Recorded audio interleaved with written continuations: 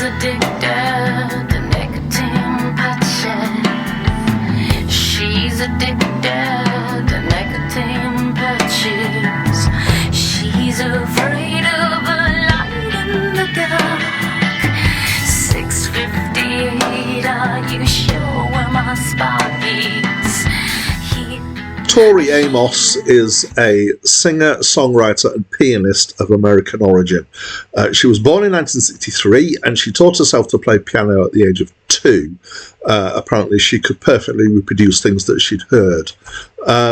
She started to write songs at 3. At 5, she was the youngest ever student admitted to the Peabody Institute, which was a musical institute, their preparatory school in America. And at 11, she was asked to leave, or encouraged to leave. Her scholarship was ended. She claims that this was because she showed too much interest in rock and pop and had a reluctance to read music. So that in itself has a very fascinating background, which is that she didn't particularly read music, or still doesn't as far as I understand, but has a thing called chromesthesia. So this is a form of a thing called synesthesia. So synesthesia is when you have a crossover of the senses.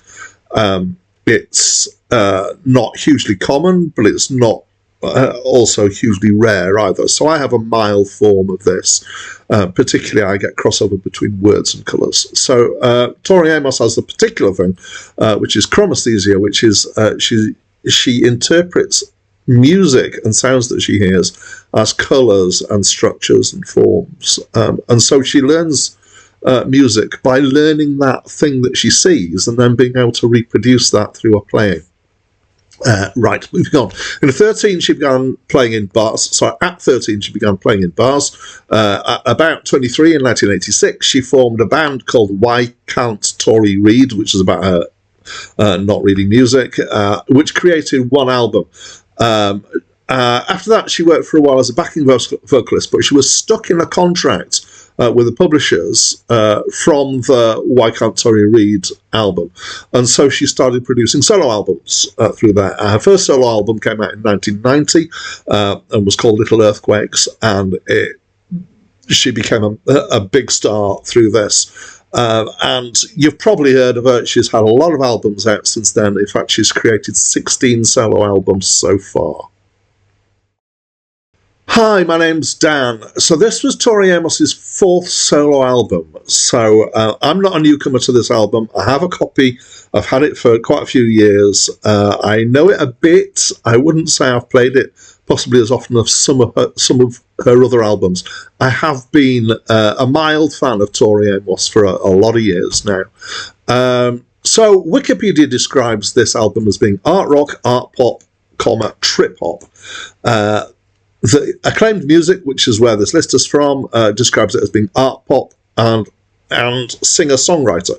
So I think that the acclaimed music is probably the better of the two descriptions.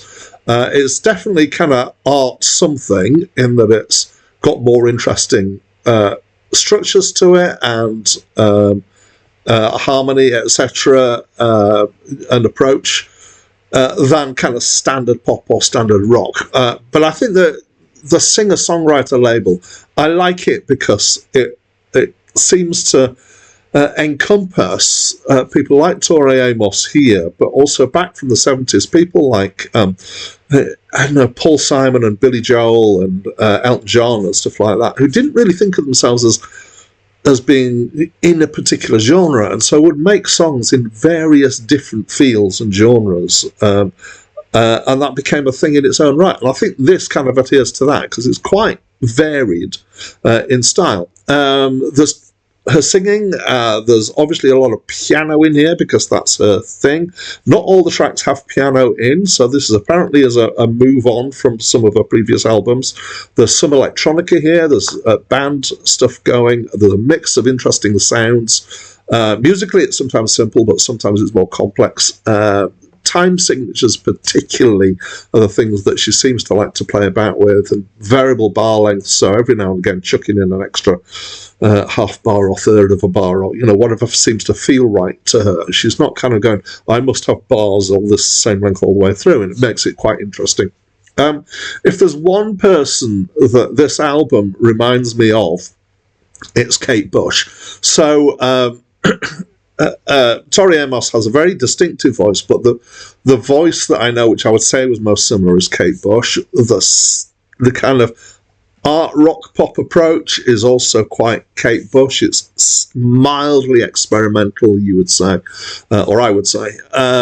And she's got a strong voice with quite a big range to it, and she is able to put quite a lot of feeling into her voice. It's nice. The lyrics are often quite bizarre. I can pick up on some of them, what they're about. I can guess what some of them are about, but some of them are quite opaque at times. And in some ways, when I listen to it, I enjoy the lyrics, but it's more about the feel of the music, really, for me.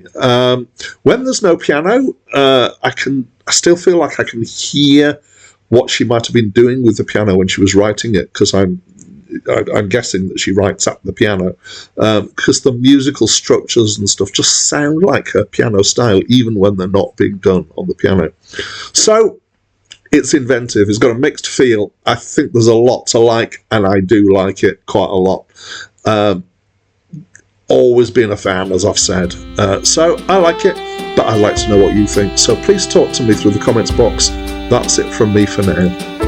In my platforms I hit the flow, fell face down, didn't help my brain out. Then my baby came before I found the magic hell to keep her